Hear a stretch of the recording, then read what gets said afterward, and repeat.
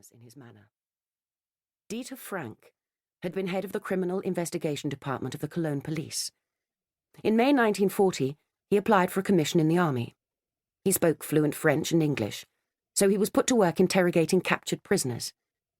He had a talent for the work. In North Africa, his results had been noticed by Rommel himself. He was willing to use torture, but he liked to persuade people by subtler means. That was how he got Stephanie. She had a Jewish grandmother. She had been on her way to a camp in Germany when Dieter rescued her. Today, she was part of his camouflage. Rommel was now commander of Army Group B defending northern France. German intelligence expected an Allied invasion this summer. The British plan was to slow Rommel's response by disrupting his communications. Dieter's brief was to identify key communications targets and assess the ability of the resistance to attack them. Today he was visiting a telephone exchange of enormous strategic importance. Through this building passed all telephone traffic from the High Command in Berlin to German forces in northern France. If the exchange were destroyed, German communications would be crippled. Yet security was infuriatingly lax. Dieter had been here for half an hour taking photographs, his anger mounting as the guards continued to ignore him. However, as the church bell stopped ringing, a Gestapo officer in major's uniform came strutting through the gates. In bad French he shouted, "Give me that camera!"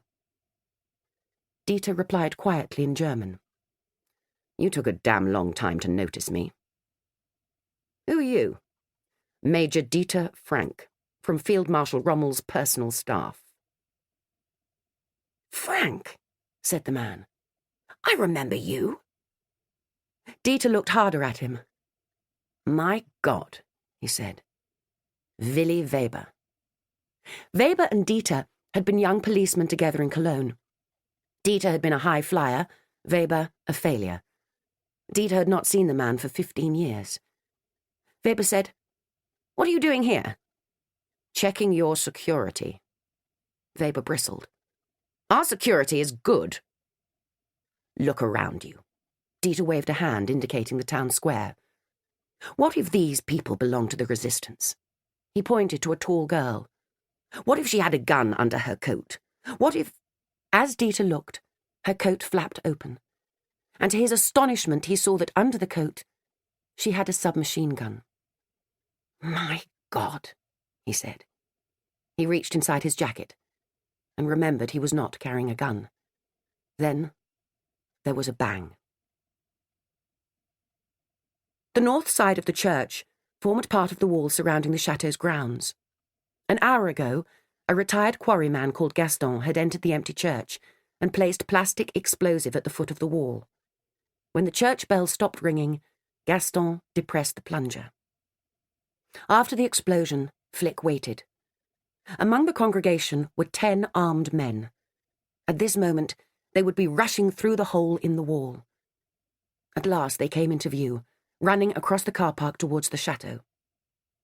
Now was the moment to distract the guards. Michel raised his rifle, drew a bead, then fired. At the gate, one of the guards cried out and fell. In the church porch, Bertrand squeezed off 2 shots. Beside him, Albert pulled the ring of a grenade and hurled it over the railing.